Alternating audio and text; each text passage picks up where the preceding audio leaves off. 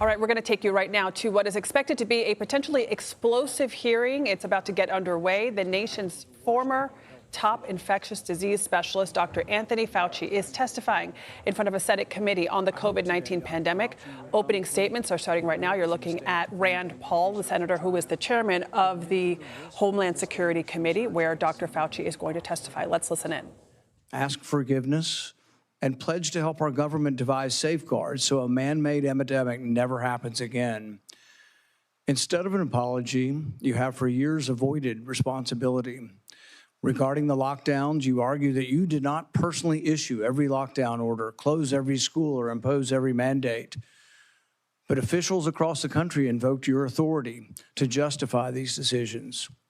And you presented your recommendations not as judgments open to debate, but as dictates of science itself. Your own words demonstrate that you understood the influence you exercised. On March 14th, 2020, you wrote that the task force recommendations were driven by me, yourself, Deb, and CDC. The next day you wrote that you had convinced Mayor Bill de Blasio to close the New York City schools, so you were involved. That same night, Governor Gavin Newsom's chief of staff told you that the governor had decided to close California schools, bars, and restaurants after watching you on television. Presidents, governors, mayors, school boards, corporations, and Congress all bear responsibility for the decisions they made.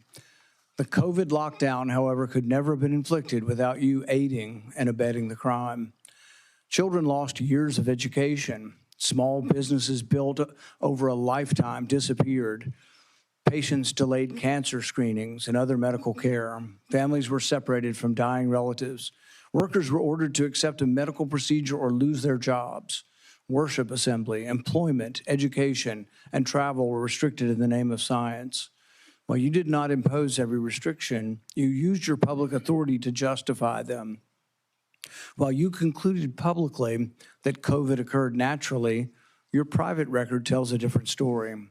In early 2020, your hand-picked virologist warned that the virus appeared to have been manipulated in the lab. In a conference call concerning the origin of the virus, all but two of the participants believed deliberate insertion was possible. Your concern was not merely theoretical. That same week, you led an urgent effort to determine whether your own agency had funded the research related to these experiments that were now under suspicion.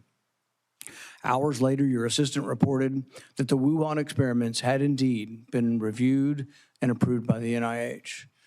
Those were not the actions of officials who believed that a research-related origin was an absurd conspiracy theory. They were the actions of officials urgently trying to determine whether their agency funding was connected to the research under discussion, connected to the pandemic. You could not hide that your agency had funded the Wuhan research or your long history of defending gain-of-function research. The only alternative left was to argue that COVID-19 did not originate in the Wuhan lab. You were not a detached observer. You had an institutional interest in the public believing that federally funded research had nothing to do with the pandemic. It was a conflict of interest from the very beginning. The authors of the proximal origin of SARS-CoV-2 privately had serious doubts about a natural origin.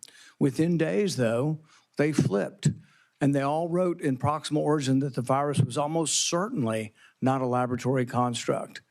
That paper was then used by the government and the media and you to discredit Americans who were asking the same questions that you and the authors were asking yourselves privately. You even cited proximal origin from the White House podium. You held it out as evidence that the virus could not have been engineered, but you didn't disclose your role in the discussions that preceded the writing of the paper. You did not disclose the author's original concerns. You did not reveal that you had been part of the paper, that you had read and offered editorial comments on the paper before it was published, before you began using it as evidence that it couldn't have originated in the lab. You did not disclose that you had immediately investigated yourself whether NIAID funding might be connected to the research. You did not tell the American people the full story. Duly released private messages indicate that the doubts with the authors and others didn't disappear after the publication. So while this was being waived at the White House to show that it couldn't come from the lab, the authors were still privately continuing to assign a meaningful probability to a laboratory origin, one thing in public and another in private. Some of the same scientists discussed avoiding email and carefully managing communications that might eventually be obtained under the Freedom of Information Act. The pattern is straightforward. Privately, there was alarm, then an immediate inquiry to see if NIAID's possible exposure to funding, then a rapid public declaration of certainty, continued private doubt, and then years of resistance to disclosure. The question is why? The only logical answer is that your primary concern was avoiding culpability. Your primary concern was hiding the fact that you had approved the funding for this dangerous research. Your support of gain-of-function research is extensive and long-standing. In 2011, your agency funded Ron Fauci's laboratory when it mutated the avian flu until it could spread through the air between mammals. This was the tipping point. This is when others became worried. You funded this. You advocated for this. The federal government's own biosecurity board, though, recommended withholding the details of these experiments because of the danger the research posed. People were concerned that publishing it was publishing a roadmap to creating bioweapons around the world. But you sided with the gain-of-function scientist Fauci and argued that the benefits of publishing the research far outweighed the risks. You defended this avian flu transmissibility experiments as critical research. You wrote that even if a scientist became infected and triggered a pandemic, the benefits of the gain-of-function experiments outweighed the risk. In 2014, your agency, NIAID, began funding the Wuhan bat coronavirus work. In 2015, Ralph Barrick and the Chinese scientist Shi Zhengli published NIAID-supported research combining a bat coronavirus spike protein with a SARS backbone. The resulting virus could infect human airway cells. It's a novel virus that now can infect human cells. It gained transmissibility, it gained function. In 2018, the same group of scientists, EcoHealth, Barrick, Shi, and their collaborators submitted the diffuse proposal, which involved the insertion of a furin cleavage site into the coronavirus. DARPA rejected it as too dangerous. When COVID was sequenced, though, early on in January of 2020, within days, scientists discovered that, lo and behold, it had a novel furin cleavage site, just as had been proposed in the diffuse project. This was either an extraordinary coincidence or a smoking gun, evidence that the Chinese had created COVID-19. It made the laboratory origin question more legitimate, and it made your categorical public denials indefensible. On May 11th, 2021, you told the Senate, the NIH has never, ever, and does not now fund gain-of-function research in Wuhan, in the Wuhan Institute of Virology.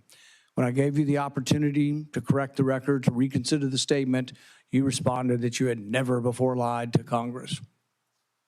We were then told that only the government's narrowest regulation of definition counted here, that you could define gain of function in one way in which this wasn't gain of function, in which all of the common sense of the world would be thrown out, all of the idea that the mice were dying and the virus was more transmissible didn't matter because you had a technical definition that allowed you to fund it. But the real question is, was it dangerous? Was it a wise decision to fund this?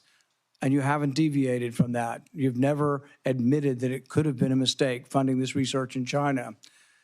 The American people weren't asking for a semantics debate over what is gain of function. They were asking, does common sense say this research was dangerous in Wuhan?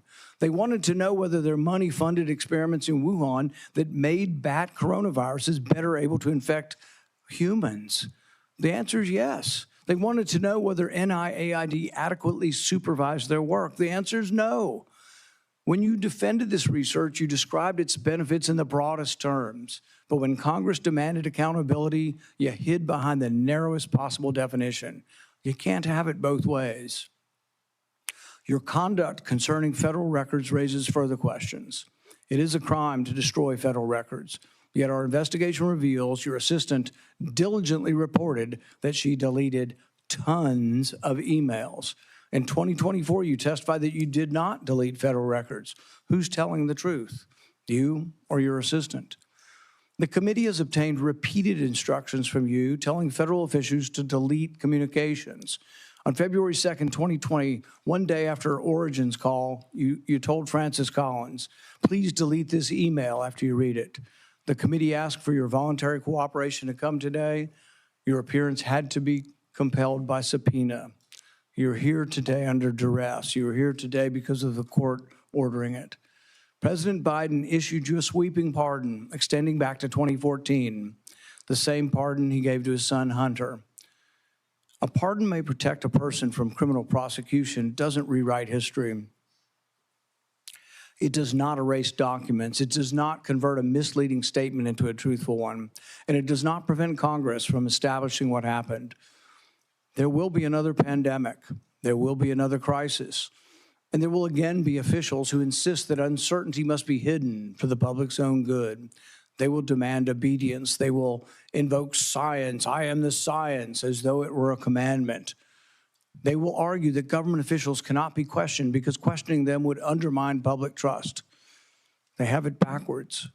It is secrecy that destroys trust. It is arrogance that destroys trust. It is censorship that destroys trust. And it is the refusal to admit error that destroys trust. That loss of trust may be your most damaging legacy. Trust can't be ordered. It has to be earned. No scientist is above scrutiny. No government official is beyond accountability. And no public servant has the right to treat the suffering of millions of Americans as a footnote to his preferred version of history. You've been listening to Senator Rand Paul, who is the chairman of the Senate Homeland Security Committee. He has subpoenaed Dr. Anthony Fauci to testify before the committee about his knowledge of the origins of the COVID-19 virus and whether Fauci knowingly funded through the NIH research at the lab in Wuhan, China, that is suspected as a possible source of this virus. We're now going to turn to the ranking member of the committee, Senator Gary Peters of Michigan. Let's listen in. He has even featured the witness prominently in fundraising emails and on the cover of his book. He has also called for the cancellation of the witness's security detail, despite the fact the witness and his family have received numerous credible death threats. When I served as chairman, Senator Paul and I launched a bipartisan biosecurity investigation that included oversight of risky research and the origins of COVID-19, because we agreed that the committee's work would be stronger if we did it in a bipartisan manner and just followed the facts. That was and continues to be an area of legitimate and certainly needed oversight. As chairman, Senator Paul has taken the opposite approach. He has abandoned longstanding practice by blocking minority participation in committee oversight actions and has chosen to selectively release committee records that the minority has never had any access to in order to support his pre-drawn conclusions. The chairman has repeatedly excluded committee's minority and withheld documents and evidence from members that are entitled to receive them, disregarding longstanding Senate rules and committee precedent that have preserved the credibility of our oversight in this committee for decades. I have raised these concerns directly with the chairman because it's not just what we investigate that matters, but how we conduct that investigation. That also matters. One-sided investigations designed to validate predetermined conclusions do not serve the American people, who sent us to actually uncover the truth and to solve problems. I wrote to the chairman requesting that he adhere to committee rules. But instead of addressing concerns that I raised, he removed part of the committee's website from the public view. This move not only prevented the public from being able to view those lists of concerns, it adds serious questions about the desire for transparency and legitimate oversight of this matter. But what makes today's hearing particularly disappointing is not simply the chairman's actions, but what we could be using this committee's true and time oversight responsibilities to accomplish. This committee has not held its annual threats hearing at all in this Congress. We have not held a budget hearing for the Department of Homeland Security. There are important hearings that we would have the opportunity to discuss as to how to strengthen our Homeland Security across the board. No hearings on those topics. Instead of focusing on the national security challenges that we are facing in our country right now, today's hearing looks backwards, revisiting questions this committee has already examined, including through bipartisan work that Senator Paul and I conducted together when I served as chairman of this committee. But rather than building on that work to strengthen our preparedness against future disasters, we are instead relitigating the past. COVID-19 exposed serious deficiencies in our nation's public health infrastructure. We know that. More than 1 million Americans lost their lives, and this committee should absolutely continue to examine how we can better prepare our nation against future biological threats. Those are the kinds of forward-looking, life-saving questions that will help our nation be better prepared to protect the health and the safety of Americans when the next emergency occurs. Unfortunately, at this precise moment, we should be strengthening our capabilities. The Trump administration seems to be doing everything in their power to actually weaken our capabilities. The administration has hollowed out the public health workforce. They have fired, pushed out, and cut funding for public health personnel, shrinking the CDC workforce by a quarter. Thousands of experienced scientists have left government service, and with them has gone critical institutional knowledge that cannot be easily replaced, certainly not quickly replaced. The administration, thanks to political operatives like Russell Vought, has slashed or illegally withheld funding for life-saving medicines and cutting-edge technologies that let us rapidly develop them during an emergency. Mr. Vought is now further politicizing the federal grant-making process, proposing to subject all federal grants, including those for disaster relief, housing development, and cancer research, to the whims of political appointees, not nonpartisan experts. All of this has left the American people more vulnerable to infectious disease threats, and we are already tragically seeing the consequences. Staffing and funding cuts have slowed the federal, state, and local response to ongoing outbreak of a foodborne parasite, which has sickened thousands in my home state of Michigan, as well as across the country. At the same time, the administration cuts to global health programs and international partnerships have greatly reduced our ability to contain dangerous diseases like Ebola before they spread to our shores. We should be examining whether our federal health agencies have the personnel and the resources they need to effectively prevent, detect, and respond to these threats. We should be asking how to strengthen our biodefense efforts to deter our adversaries and prevent biological attacks against our country, and how our government can better coordinate and communicate during public health emergencies. These are the kinds of forward-looking matters that are worthy of this committee's time. Instead, we are here continuing the chairman's year-long focus on one individual. History tells us, unfortunately, another pandemic is all but inevitable. The question is whether Congress and this committee will work to better prepare our country for it, or continue looking backward while our public health infrastructure crumbles around us. That is the hearing that we should be having today. Unfortunately, I fear the intent of this hearing is only meant to further a purely partisan agenda and will not make Americans safer. Thank you, Mr. Chairman. The accusation that the committee has denied access to the minority to records is categorically false. This is the most transparent investigation in the history of Congress. We actually created a website, and we put all of the information on the website. It continues to operate. The reason it hasn't been accessed is no Democrat ever signed up for it.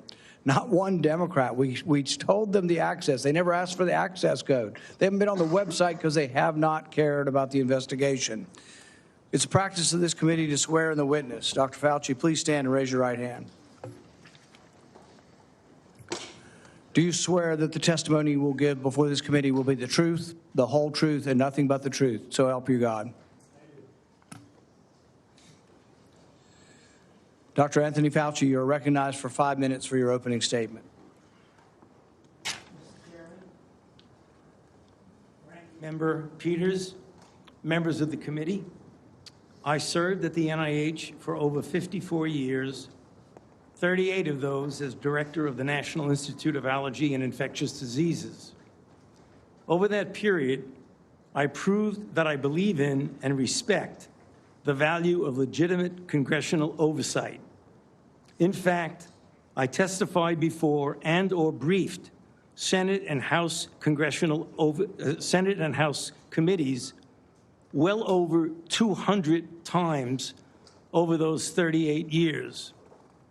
During and after the COVID pandemic, I have appeared multiple times for hearings in the Senate and the House, usually under oath, and sat for several days-long transcribed sworn interviews answering questions about the very issues that are now the subject of this hearing.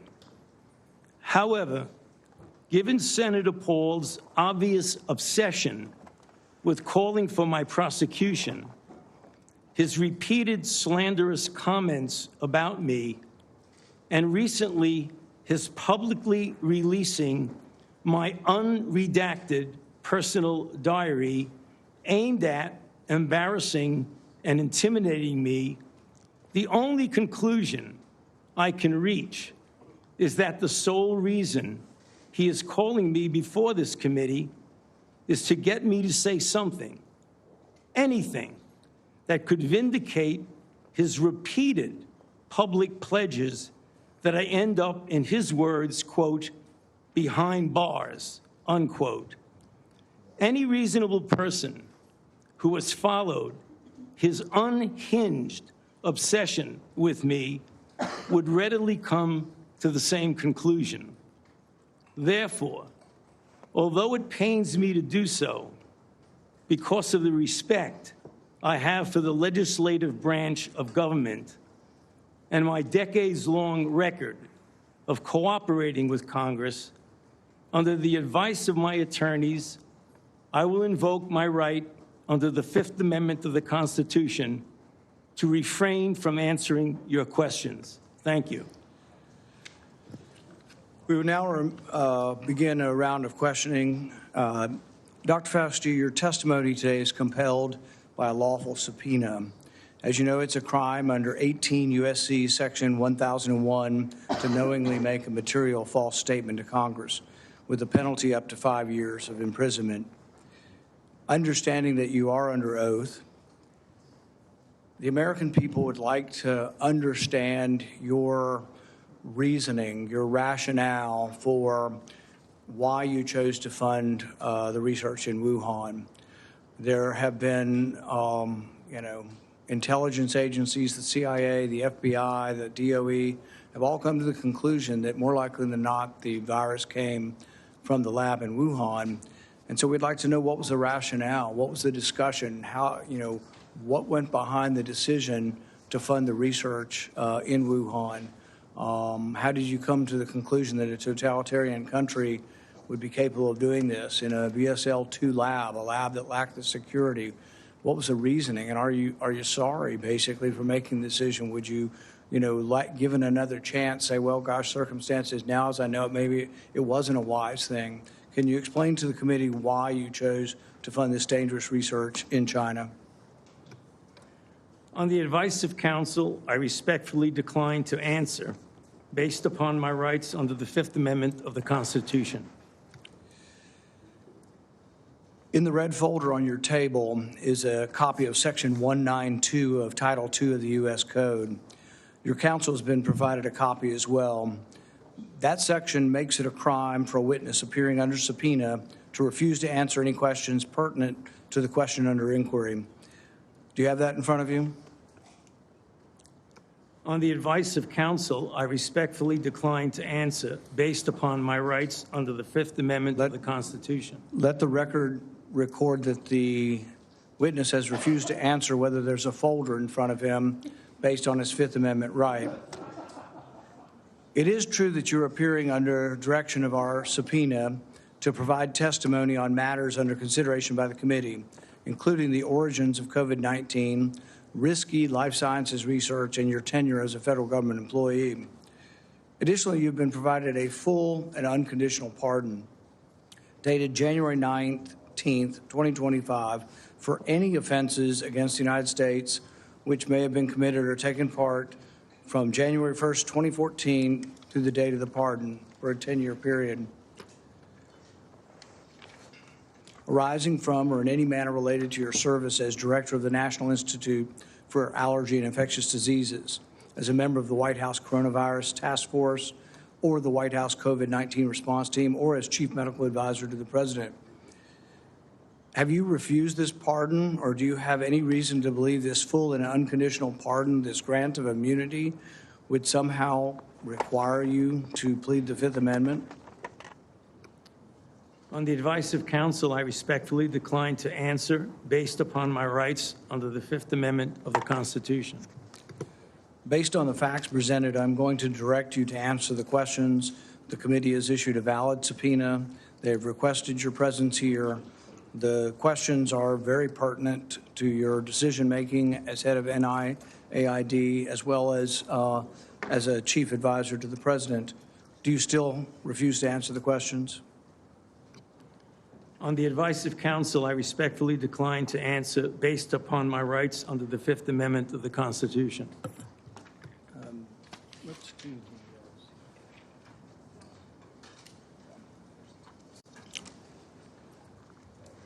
Dr. Fauci, were you ever made aware of gain-of-function research on monkeypox being conducted at the National Biodefense Analysis and Countermeasure Center and back at Fort Detrick?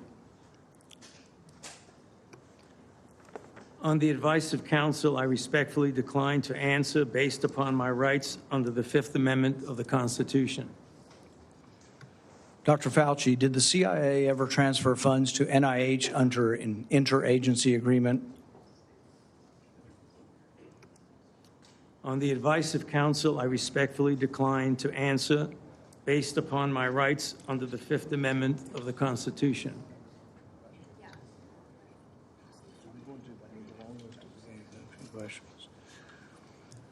Dr. Fauci, did the NIH ever conduct research for or in coordination with any element of the intelligence community, CIA, ODNI? On the advice of counsel, I respectfully decline to answer based upon my rights under the Fifth Amendment to the Constitution. The reason why these questions are important is, President Trump has done a ban, and we're glad that he did a ban on gain-of-function research, so we're better off than we were when we had an advocate serving as head of NIAID, an advocate for gain-of-function research. There is still, though, a question, though, whether or not the intelligence community is adhering to that order. There's a question of whether or not gain-of-function research is still ongoing, and these are important questions the American people deserve to know.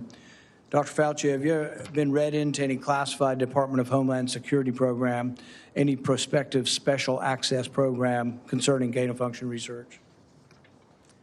On the advice of counsel, I respectfully decline to answer based upon my rights under the Fifth Amendment of the Constitution.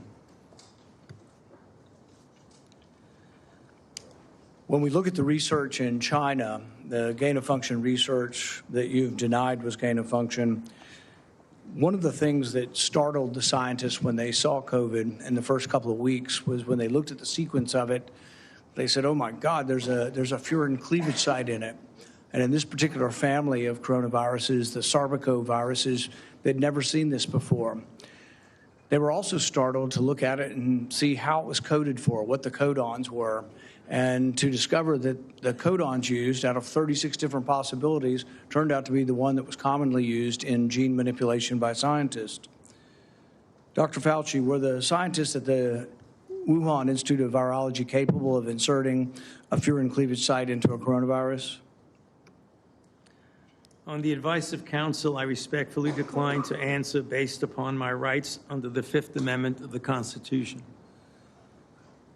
So one of the experiments that was pretty common was they would take the backbone of a SARS virus, and this would be a SARS virus that the backbone itself wasn't that dangerous, but then they would dig through guano, 300 feet underground, bat guano. They'd find other viruses, unknown viruses. They'd take the S protein off of an unknown virus and stick it on a backbone. And then they would infect mice that have humanized cells. And they were trying to discover if they could create a virus that infects humans. Now, many people would say, well, gosh, that doesn't sound like a really good idea to create viruses that don't exist in nature to see if they'll infect human cells. What if one escaped? What if you keep infecting this and do serial passage, you actually adapt the virus to be infectious to humans? So the question is whether or not Dr. Fauci, the Wuhan Institute of Virology, was combining an S protein with one virus with the backbone of others, and could this lead to a virus, maybe it wasn't even predicted, but could it lead to viruses that gained in function and then could lead to a pandemic? On the advice of counsel, I respectfully decline to answer based upon my rights under the Fifth Amendment of the Constitution.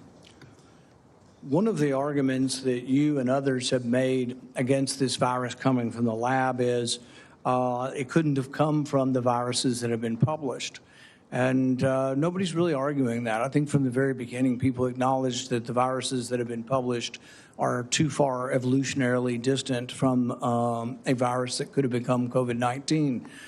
But what has never been acknowledged by the side who tries to call the other side a conspiracy theory, which is really something you don't usually see in a scientific debate. This is the first time I've ever seen an article printed in Lancet by your friends who called this a conspiracy theory.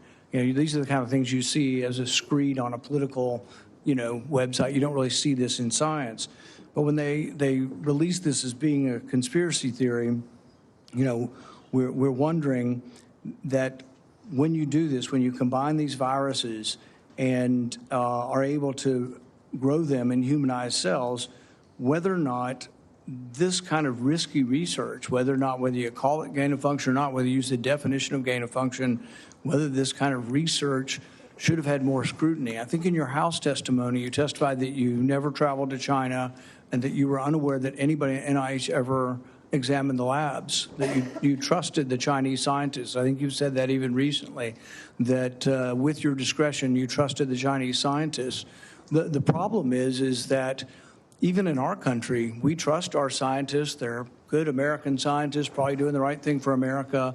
But at the same time, we oversight to make sure it's not dangerous research, but we also investigate the lab. I believe Fort Detrick was one of our main labs, was closed down in the last year or two because of, research institute, a research incident that was dangerous with dangerous pathogens. And so the American people would want to know, how could you approve this dangerous research in China, say that you trusted the Chinese scientists, and then in the end, you had to admit that you'd never been there, and none of your inspectors had ever been there? Dr. Fauci, at any of the labs where this dangerous research was occurring, were any American lab oversight or lab investigators, did they ever appear in these labs to make sure that they were safe labs? On the advice of counsel, I respectfully decline to answer based upon my rights under the Fifth Amendment to the Constitution.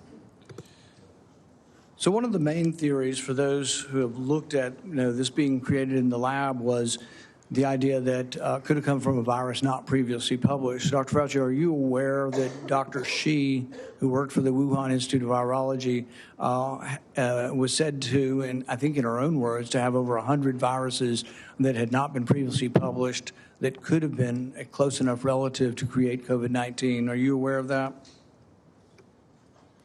On the advice of counsel, I respectfully decline to answer based upon my rights under the Fifth Amendment to the Constitution. Under your testimony previously, when you denied ever having funded gain of function in China, It was so adamant as to be striking, to leave no room for any interpretation of what is or isn't gain-of-function research. But there's another important question. Did you fund gain-of-function research in other biolabs around the world? On the advice of counsel, I respectfully decline to answer based upon my rights under the Fifth Amendment to the Constitution. The one research project that we do know you did fund is the one that Ron Fauci did. And it's important to talk about because this sort of was the beginning of the debate over gain of function. This wasn't just me. I wasn't even aware of the debate 10 years ago. This was other scientists. Over 200 scientists at the Cambridge Working Group signed a protest because they didn't think you should fund the research, and they didn't think it should even be published because it was sort of a roadmap as to how to make a bioweapon. So what they did was the avian flu, and this is important. It may be the most important question we get to here today. The avian flu has about 50% mortality for humans. The good news, though, about animal viruses is they don't infect humans very well. It will infect humans, but doesn't go human to human very well. Ron Fauci, with the money that you provided to him, did an experiment where he caused purposeful mutations to create a new virus, an avian flu that didn't just infect birds well, but actually infected mammals well, went ferret to ferret in an aerosolized manner. People saw this and were aghast, at the decision-making process that you decided to fund this. But this is when, the debate came about, and you wrote in support of this in the Washington Post, and you said, even if a scientist is bitten, even if a pandemic should occur, the knowledge is worth the risks. Do you still stand by that? Would you like to qualify at all whether or not the knowledge of gain of function is worth the risks, particularly in this case, since we now know 15 million people died worldwide? Many people believe this came from the lab. Do you think that the risks really are worth the benefits for gain of function research? On the advice of counsel, I respectfully decline to answer based upon my rights under the Fifth Amendment to the Constitution. We're going to finish with this question, and it's based really on that statement, that general statement in your support for gain of function, the idea that the benefits outweigh the risks. So there are many other people who disagree, and they aren't politicians or not. I don't know what party they're in. David Relman is probably one of the most esteemed, and he is a scientist at Stanford. He, I think, has classified clearance. He's been a consultant to our government probably for a decade or more. And he's written about this publicly. He says the opposite. He said that the risks of this research do not outweigh the benefits. He said the risks, we shouldn't do it.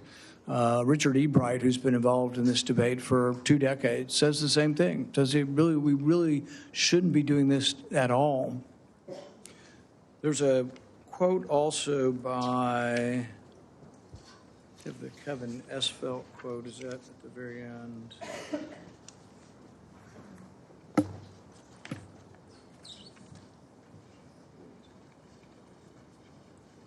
Kevin Esfelt, who's a CRISPR scientist at MIT, also wrote about this gain of function.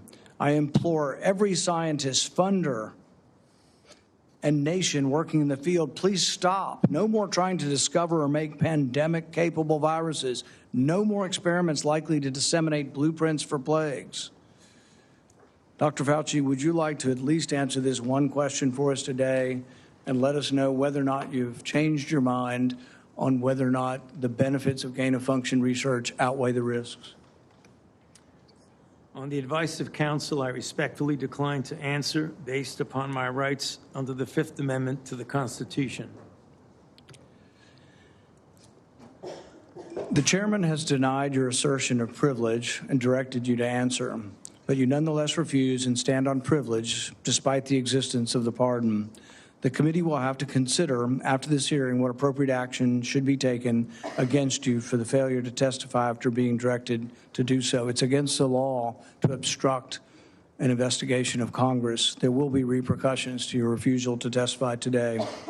Senator Peters.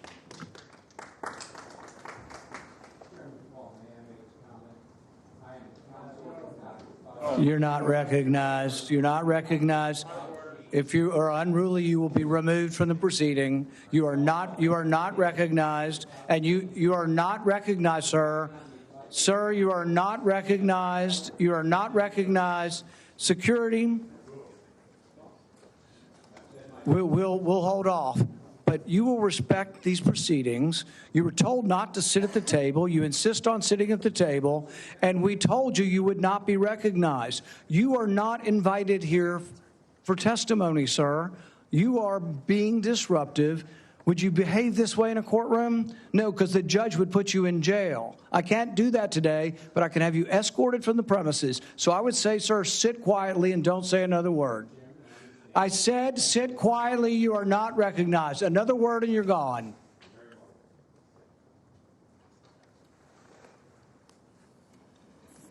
So, Mr. Chairman, I'd like to hear what the attorney has to say. He is not recognized by the committee or the chair. If he speaks again, he will be removed from the room. This testimony is from Anthony Fauci. This is not a game with his lawyers. He can advise. His lawyers can give him advice. He's got a half dozen here. They're all allowed to talk to him. Yes. All right? Yeah. But the attorneys are not recognized. In fact, the attorney was told not to sit at the table, and he's not obeying that recommendation. There's a row behind you, sir. That's where you were told to sit, and you're not. And now you're disrupting the proceedings. And so, look, this is the way Anthony Fauci wants to be remembered, for a lawyer not listening to the rules. That's the way you want to be remembered, and that's what you're going to do. You are not recognized, sir. Security, please remove him from the room.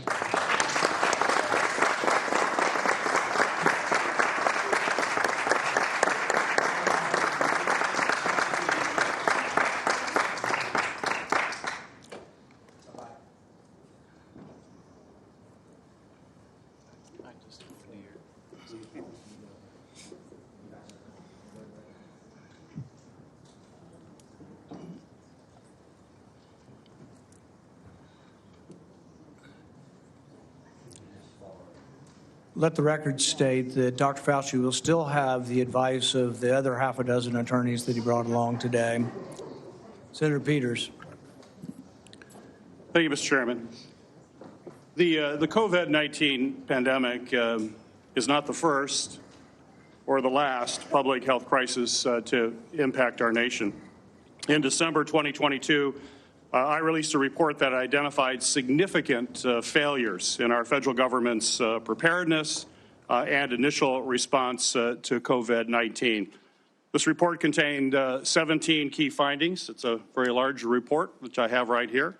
It contains 17 key findings and corresponding recommendations, including the need to invest in sustainable domestic manufacturing capabilities for critical medical supplies, build the infrastructure needed to surge testing capacity for infectious diseases, and robustly fund public health emergency preparedness and responses across all levels of government.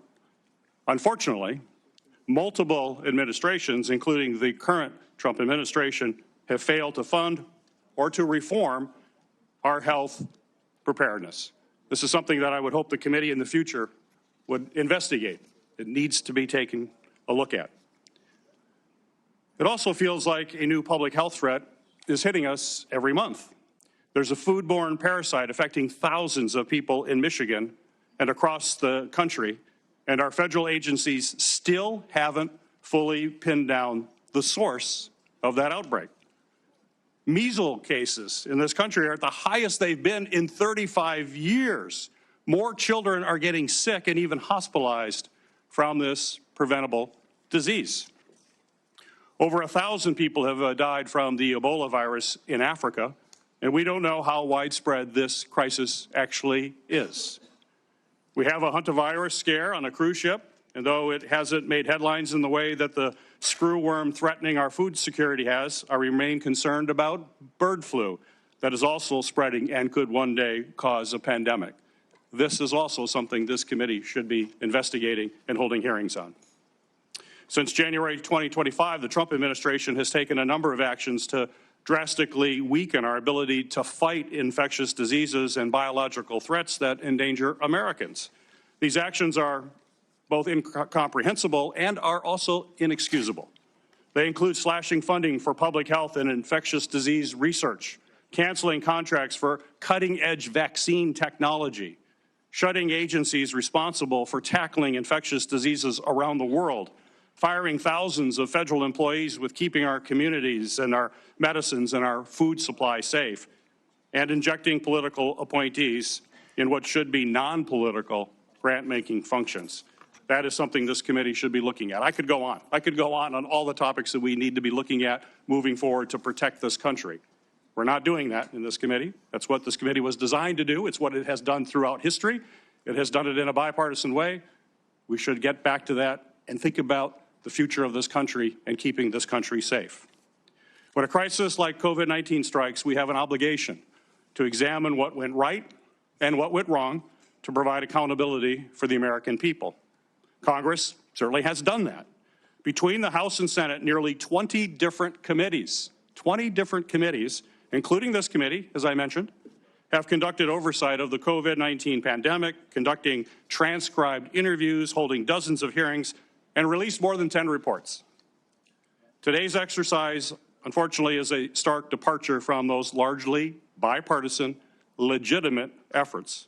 The chairman has shut the minority out of participating equally in these efforts, withheld information, selectively released documents, actions that completely undermine the credibility of this investigation.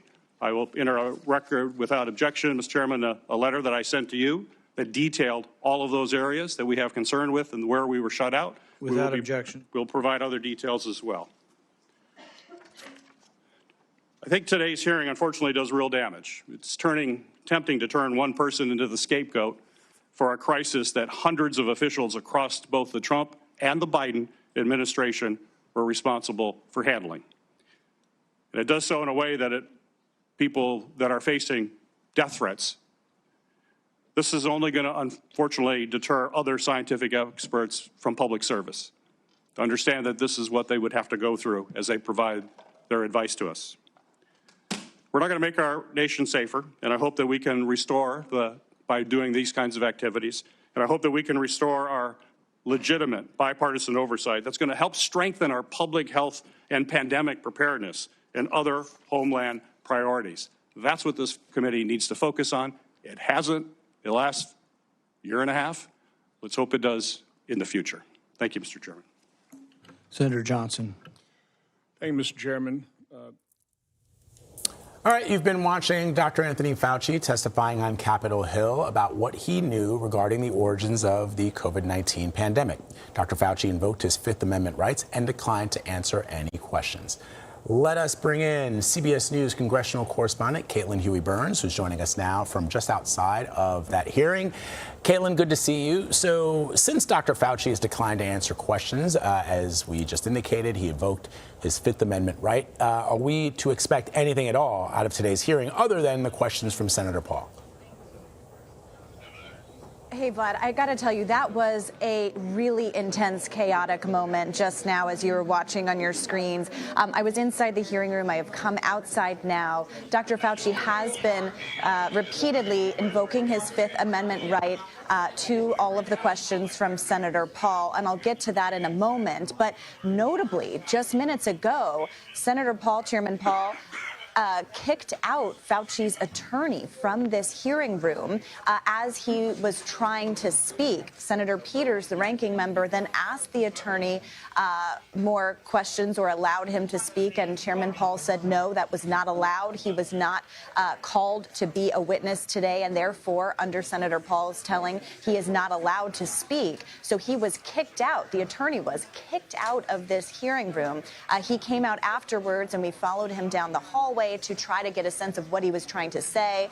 He told us that he was trying to say that his client had a legitimate right to invoke his Fifth Amendment right in responding to these questions. So I just got to say that is a really stunning moment. I haven't seen anything like that in my time covering these hearings on Capitol Hill, and we're waiting to see whether Fauci continues to plead the Fifth to questions from across the dais as this hearing is ongoing. Yeah, Caitlin, Dr. Fauci was certainly a man of few words so far in this hearing, invoking the Fifth to every single one of Senator Paul's questions. And Senator Paul, of course, released those 1,100 plus pages of Dr. Fauci's diary entries this weekend, which we understand he received from RFK Jr. after they were discovered on government servers. Tell us what we've learned from those entries and why the chairman may have released them. Yeah, these are over 1,000 pages of private diary entries. As you mentioned, Secretary Kennedy said in an interview earlier this week that the Health and Human Services Department released those to this committee. And what they do is they paint a portrait of a few different things. First, details a lot of the kind of tumultuous relationship that Dr. Fauci and then President Trump had at the time he was serving in that role. And also details in a lot of ways his media appearances. He documents famous people that he was meeting, famous people that invited him to attend different kinds of events. And so it seems he appears to be kind of reveling in the spotlight and in this kind of newfound fame. And that is something that a lot of his critics have kind of hung on to kind of paint this portrait of Dr. Fauci as someone who was enjoying the spotlight during the pandemic. And of course, he was villainized by many, including President Trump, for the way in which he handled the pandemic, the guidelines around masking, school closures, and the like. Now, what's significant here is that President Biden, as he was departing the White House at the end of his term, issued a preemptive blanket pardon for Dr. Fauci. The theory was at the time that it would that they were concerned that the Trump administration would prosecute Dr. Fauci.